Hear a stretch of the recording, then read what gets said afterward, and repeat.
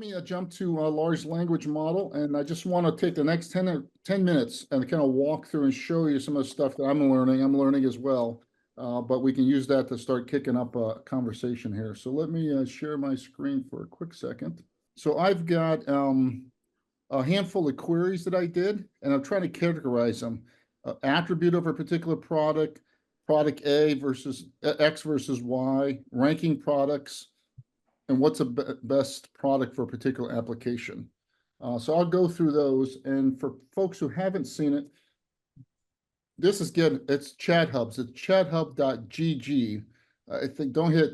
I think it's .com. One of them is a porn site. So don't hit that one. So chathub.gg. There's a free version which I think allows you to compare two large language models, and the paid version allows you to control 6. And the 6 I currently have are ChatGPT, Gemini, Claude, Microsoft Copilot, Perplexity, and Llama 3.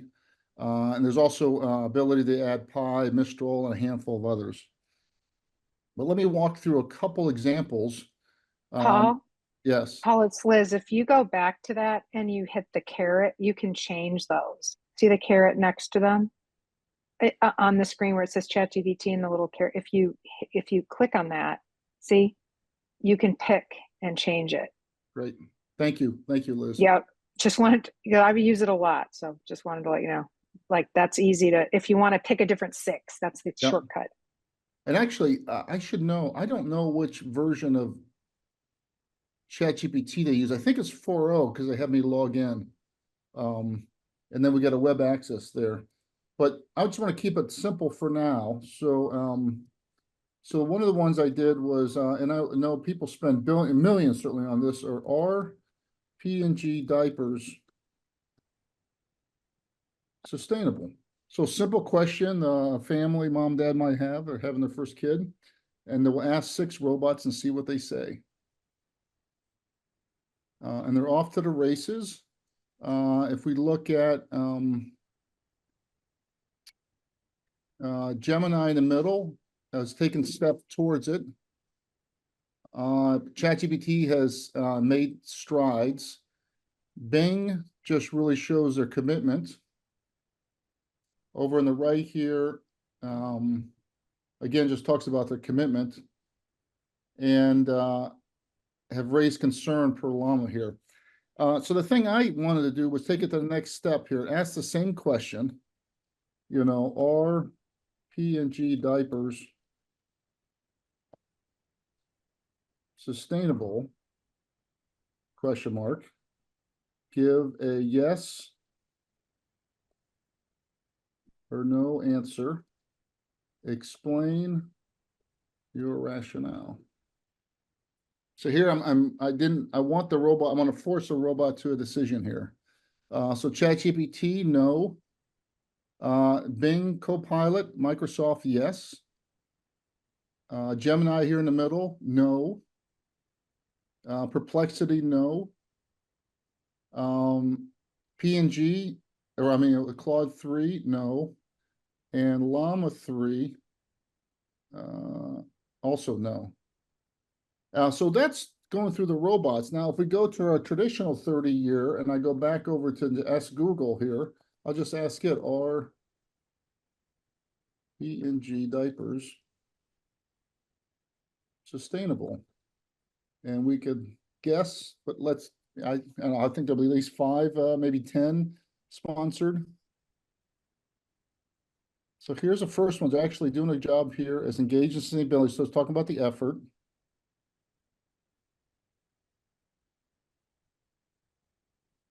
I assume these are not paid.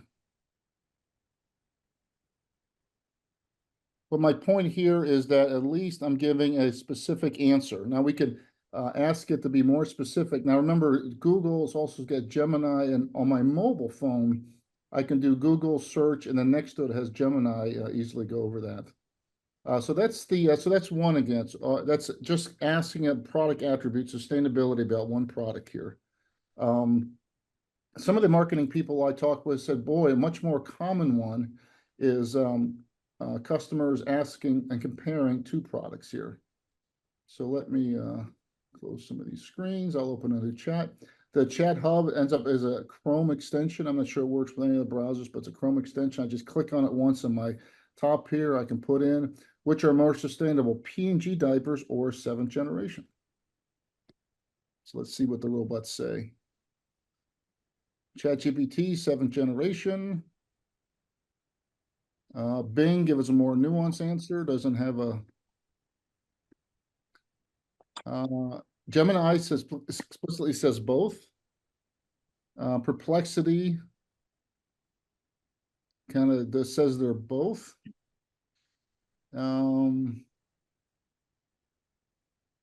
More nuance for Claude and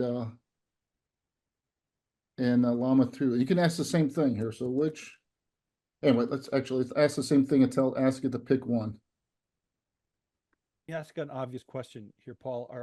Is it evaluating each of these different answers for you, so you don't have to kind of drive through? It's actually looking for consistencies or inconsistencies across these six, or do you still have to look through these and determine those issues for yourself? Yeah, so it's not doing a meta-analysis of the result. I have to actually do something? You have to actually do that yourself. Well, why? Well, then get back to me when it can do that for me. Or just pick one robot, pick Perplexity, and just whatever Perplexity says. No, I'm constantly evaluating each of them, so I just wondered how much it's actually doing that for me. And I will force it to say, look at these two responses, compare and contrast. Now I'm wondering if it can do that for 6. That's all. Yeah. So which are more sustainable? P&G diapers or 7th? I can't talk about them. Generation. Pick one and explain. This time we'll say explain your logic. Now remember, our robots are always polite, so they typically really try to please. So ChatGPT, 7th generation wins. Copilot, 7th generation. Gemini,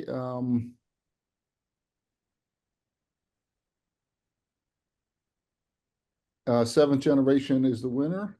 Perplexity, 7th generation is the winner. And Claude 3, 7th generation is the winner. And look at that. So 6 for 6 on the robots here. So, I think my point is that there are nuances on this, and they aren't all the same. And there's a lot more other options for customers to get product information, or at least product opinions, if nothing else here. Let me show just 2 more examples, and then we'll open up the discussion and any other ones. So here's a new one.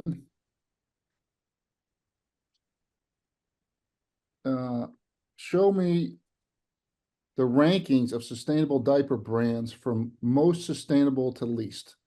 So here I'm not asking attributes about product X. I'm not saying compare product X and Y. I'm just saying give me a list of products X, Y, Z, A, B, C in an order.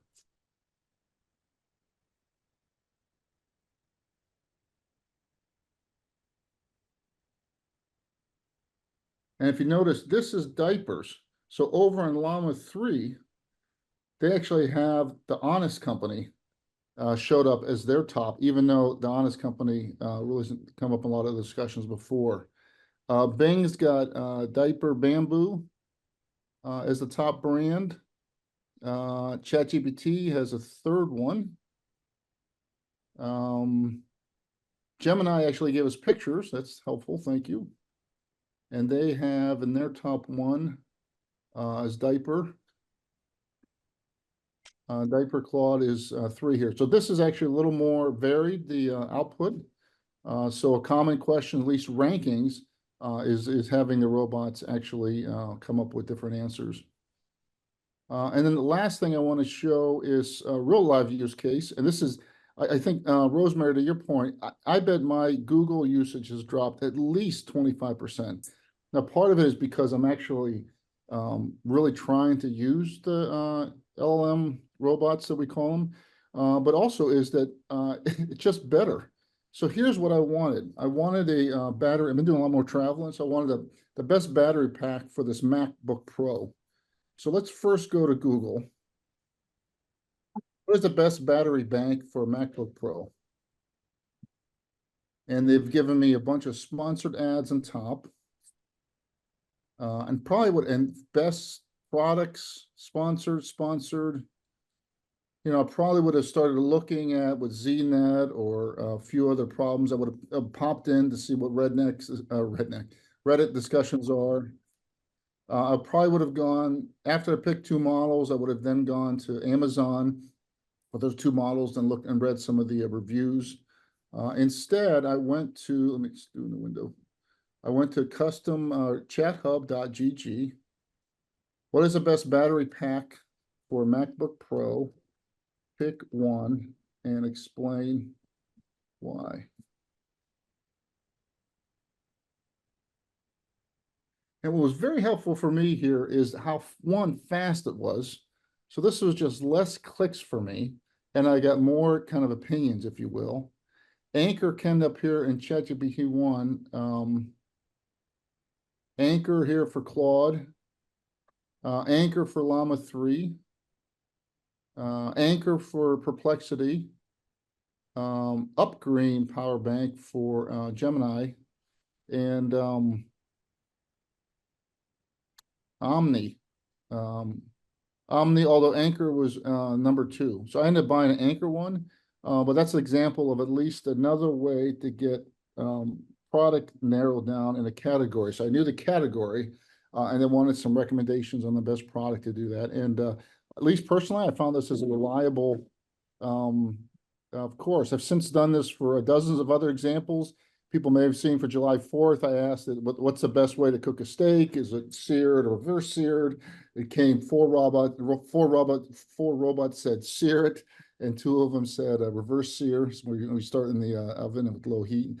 I've asked it, anyway. So I encourage people to ask different questions here, but to get more and more. And the more I see how different this experience is and how much better it can be over time, particularly as it gets to know me. Right now, these don't even know me here. I see a huge challenge for Google because Google's got to keep doing the same thing, and you've got very point solutions here.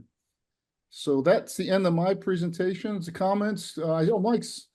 Mike Ensling on. Mike, what did I miss? What am I? Paul, I don't think you missed anything. I think your view about the SEO bloodbath is entirely correct. I think that consumers are going to go to ChatGPT and Perplexity, and you're going to get clickless searches. And so I think the data that Rosemary showed around Google, that's just going to accelerate. At Revere, we believe that this is the next big challenge and opportunity for marketers. And there's going to be a seismic shift in the way consumers actually get product information. That's the thing. So Mike did a showcase that's on YouTube, but Mike, give a paragraph of what your company does. It's obviously directly relevant, and not everyone on that call knows it. Yeah, thank you, Paul. So we founded Revere about 9 months ago, and we're all about helping marketing organizations discover, measure, and monitor, and then eventually optimize how their brands are represented by LLMs like GPT-4o or Gemini or Perplexity and things like that. So we actually have a product in beta right now called Brand Lumineer, which actually I showed a very early preview of a couple months ago, but does very similar things as the tool that Paul showed, but then also does a lot more deeper analysis for marketing organizations. That's great. Thanks, Mike. Yeah, thank you. Other comments or observations? Alden, do you agree with what we're seeing here, or am I smoking dope? Or Oh no, absolutely. And we've seen this in our own behavior, right? Like I don't even remember when I last used Google for anything meaningful. So it's all ChatGPT now. One thing I want to comment on is history repeating itself. My first job was at a search engine, actually the top search engine at that time, Lycos. And You're really, this, you're really doing yourself. Like, right? And And we all know, we already I know, know. so are we, Liz. exactly, right? And then first there was a search engine, then came the meta search engines where you would search 6 different search engines, and then came Google and they crushed everybody else, right? Which is very similar to what we have here. We have some LLMs, then we might have some meta LLMs, but at the end of the day, some provider, whether it's Perplexity or whether it's ChatGPT, it's just going to crush everybody else. Or we don't know if Google will adapt, which I highly doubt they will. Yeah, Alden, great perspective. Go ahead, Tim. Thanks for raising your hand. Cool. Can I ask something? I think it's well, first of all, I think there's one thing that we haven't discussed. I thought this was great, by the way. It's really great. And the what you can get from the 6, I've used this with the 2 thing, the free model, but it's really great. The thing that strikes me about the marketplace is Google, like many monopolists, because effectively they're a monopolist at this point, just ignores everybody. And I think it's been said, you know, the Cory Doctorow wrote probably the best thing about this, just gets crappier and crappier over time. And they don't feel any pain because they're a monopoly. They're 96% of the search market or something. And as Rosemary noted, even if they're losing, right now they're losing a tiny bit. So they don't recognize the precipice. And I think that, you know, once people find out, oh, there's another way to do this, that's like more friendly and actually might even provide better results, it's all over. They get creamed really fast without realizing it, because these information markets tend to transition quickly. So I do think there'll be a bloodbath here, and Lord knows who will come out the other side of it. The other thing is, I'm curious, because one thing that comes out of this is, well, you're sending the same prompt to a bunch of different search engines, and my guess is different prompts will behave very differently. Right now, the search engines are so sensitive to prompts, and I don't know if there's any study of that, or this would be a good way to study. It'd be interesting to know if anybody's looking into, hey, if I ask it this way, Google does better, but if I ask it that way, ChatGPT does better, but if I ask it this way, Perplexity does better. That's great. Thanks, Tim. Go ahead, Rosemary, then Alexander. Sure. 2 comments. So Alden said that, you know, he can't remember the last time he used Google. I'm sort of like that also. When we did that poll, it was to high-tech people. It wasn't to the general public. I did a training session about a week ago, and they were content marketers. I asked them the same question, and I got very different responses. They have not made the switch. So wait till this whole section of people, this whole large demographic starts using AI the way we are, right?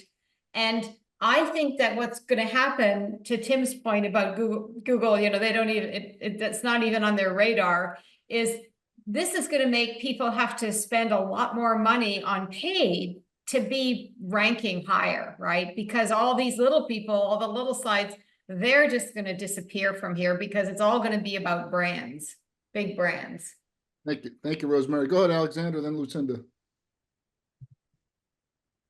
Yeah, I think that you're definitely correct with the SEO bloodbath. I think that that's just going to be the nature of the beast. And I think that we're also going to see in the next 2 to 3 years, really people try to, you know, really change their habits.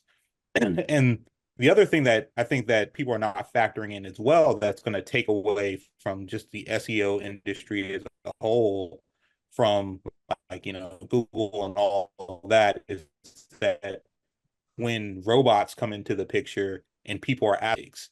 So, and that we know that's coming in the next, year or 2, when it's actually going to be launched for like maybe $10,000, $15,000. So I think that that's going to be a part of that huge consumer change that's going to happen within the search world. Super. Thank you, Alexander. Lucinda, and then Robert. Go ahead, Lucinda. Yeah, so I thought that the point about Rosemary's point about that there are people who have changed their habits and are really doing things differently, and then there are people who haven't. That's very much, I just heard a story on that, basically saying it's very bifurcated right now. People are either, they get it and they're using it, or they've tried it, or they aren't even going to try it because there's too much fear, uncertainty, doubt, etc.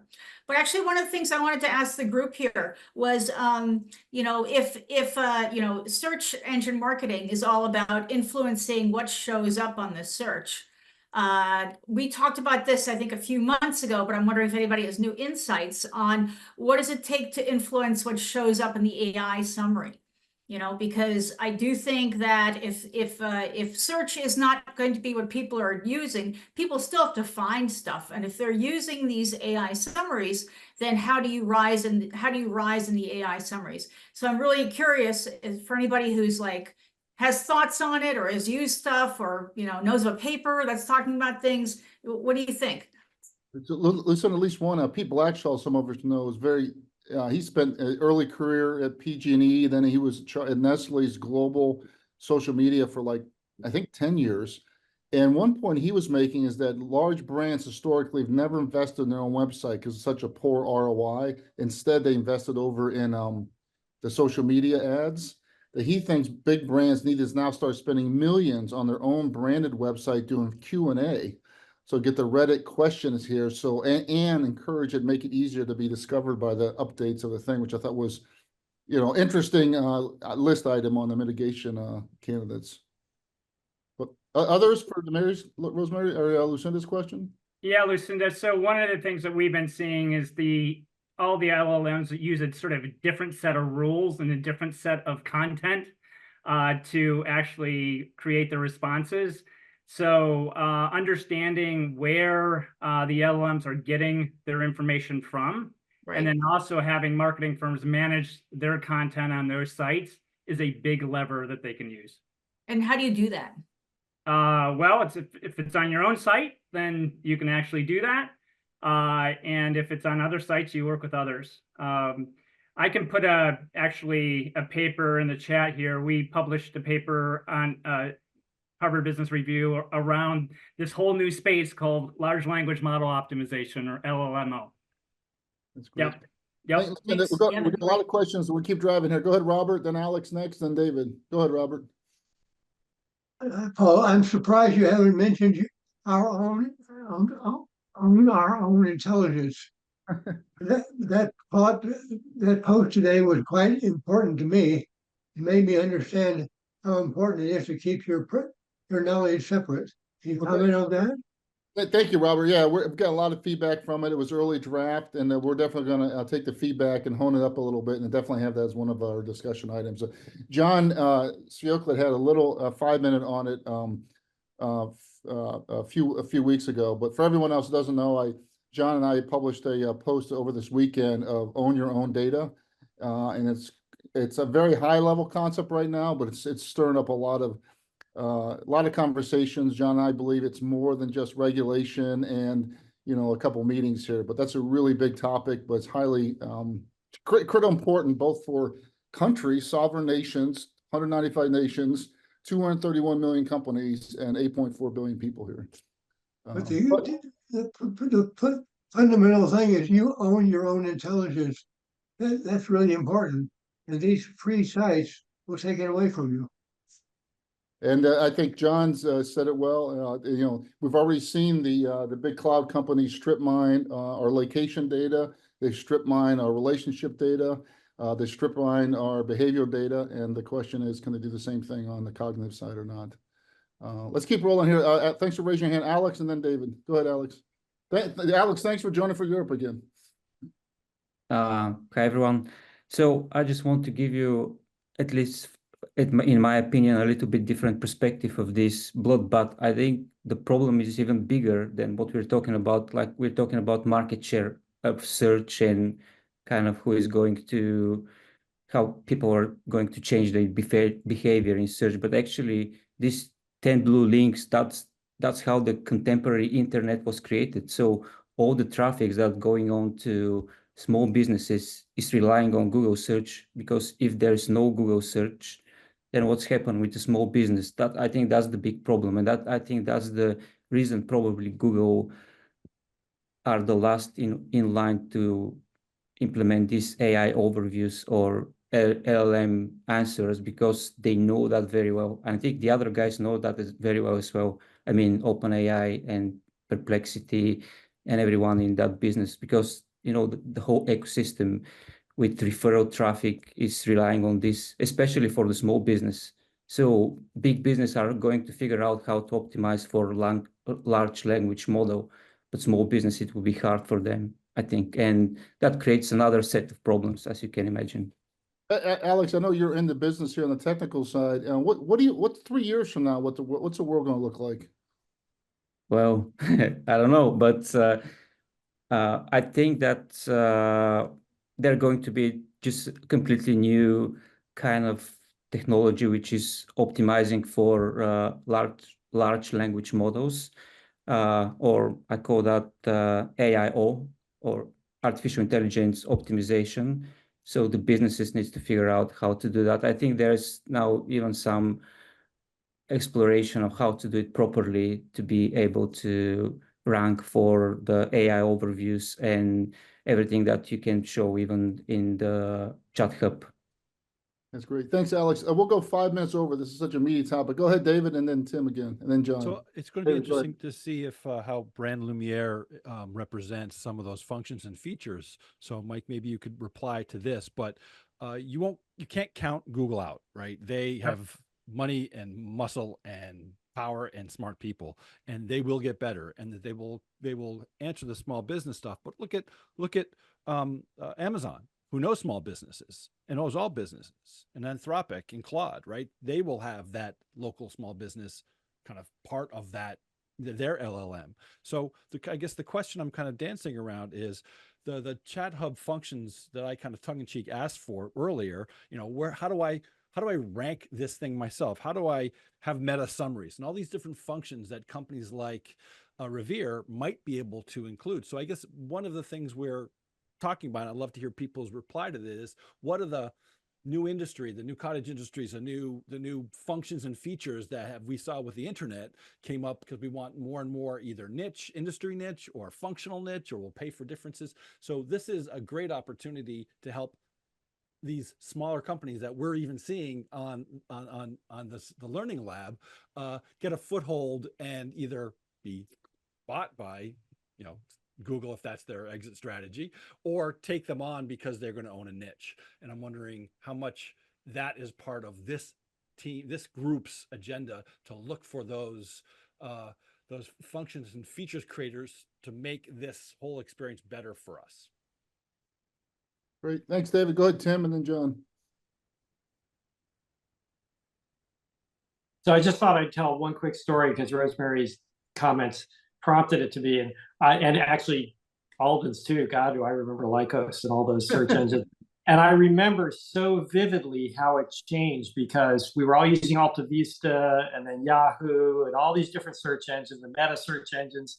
And I just got a call one day, and I was in the tech world. I was, deep inside this stuff. And they said, you got to try this Google thing. It's unbelievable. And that's how it happened. And I tried Google that day and I was like, oh my God, it's like so much better. It's not even close. And that is how it happened. It wasn't like Google, did a big ad campaign. And the reason I bring this up is I'm working in a law firm now, right? Halftime. And, you talk about people who are not technical, right? The absolute anti-tech people. They're like can barely even type, most of them.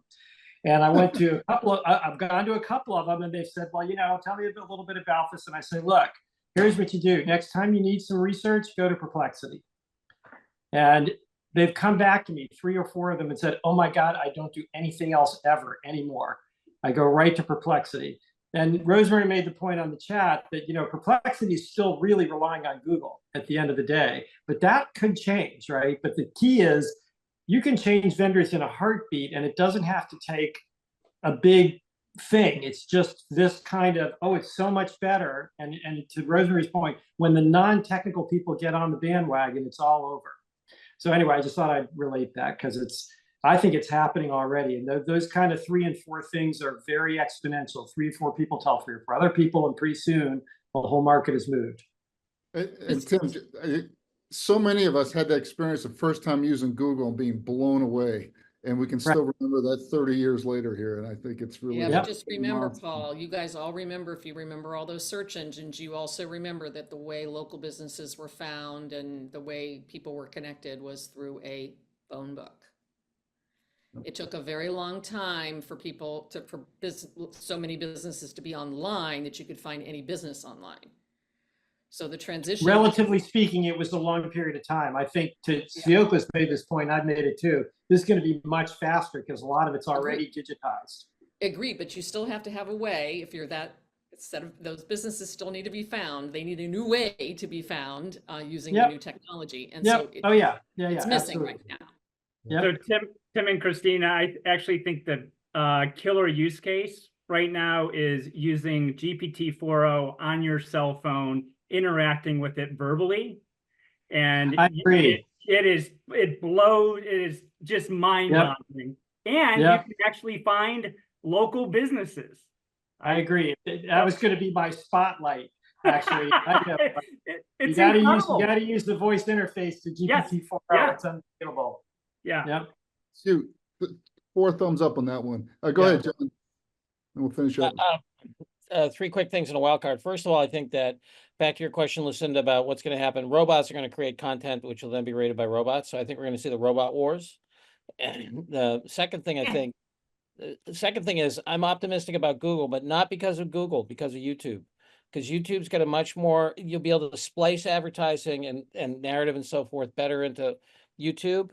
And I'm super bullish on Meta because I think Meta, as Google fades, advertising is going to shift to Meta because their relationship is stickier than Google's search relationship is. So if you relate, I think YouTube is stickier than search, Meta is stickier than YouTube. And so I think that's going to be bullish. And the wild card is these Meta platforms like ChatHub GG. That, what happens with these Meta platforms will be very interesting. Well, and Meta has users for endorsement right there. Users for endorsement. We're going to have all kinds of cool people are going to create stuff within their open source model. They don't have to make anything. Their open source model is going to energize all the content. They're going to create synthetic content. It's going to blend with gaming. It's just going to be, and Meta's much more agile and used to, doing that right now than Google is. So anyway, buy Meta stock. Great. Go ahead, Alden, and then we'll go back to Tim.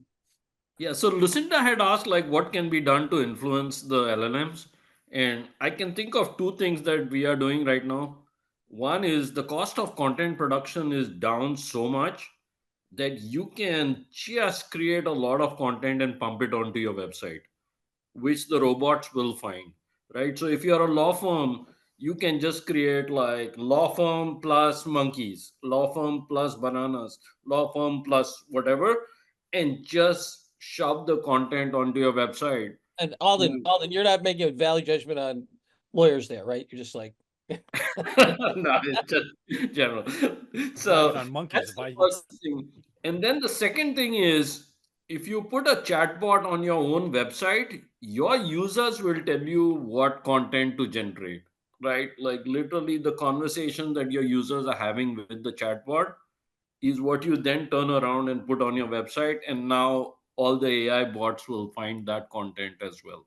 That's Talk more about that, please. Give an example. Which one? About the chatbots, how having a chatbot tells you what the content is. Just what's an example? A good example will be you put a chatbot on your website, say Ironside, right? And somebody will be like, hey, do you support AWS with Fargate, right? And if the chatbot is able to answer or not able to answer, you can then figure out that question and then quickly generate an article for that, pop it onto your website, and now AI overviews and all further users after that have the answer to that question. So the cost of content production is now down to cents, and you can feed the robotic engine using. Alden, I think I mentioned a few weeks ago, I'm at a startup with starting website designs just with the chatbot and still spending hours doing information architecture. Should we have a contact us? Just what are your hours? Ask them the chatbot. If you see it enough, then pull it out. Yeah. So great conversation as usual. A quick two other observations I want to say. I had last summer, there was in Newton, Massachusetts, there was a nice little store that just was really popular. And I asked them what their website was, and they said, we don't do website. We're just doing Instagram. The website's not worth our traffic, which I thought was interesting. Last story was years ago, I was AOL at the peak. Steve Case had hired 1,000 people that week. It was just madness. And back then, the notion was that if you were brand at all, you put your money on AOL because that was a wild west. It was irresponsible to go to the internet. Now that's moved. And I think the interesting question is, what's going to move after this? Is it advertising-based world and a YouTube that John was suggesting, or is it, some other metaverse or something? And then the last thing I want to share that John's mentioned to me 3 or 4 times, Meta has 3.1 billion users. It's 8.1 billion people in the world. Meta has 3.1 billion. I think the most populous country is India with 1.7 billion. So Meta's got more than almost double the most populous thing here. So the thing that we've been working on in this own your own intelligence is part of this kind of power structure that we all got to think about is are we as a global community going to let this game keep running or not? Game's the wrong word. The current structure keep running or not? And when I think if you think about a company having 3 billion members and influencing dozens and dozens of different elections in different countries here, what are they going to do with AI? So I think lots of big questions. So thanks again, a fantastic program.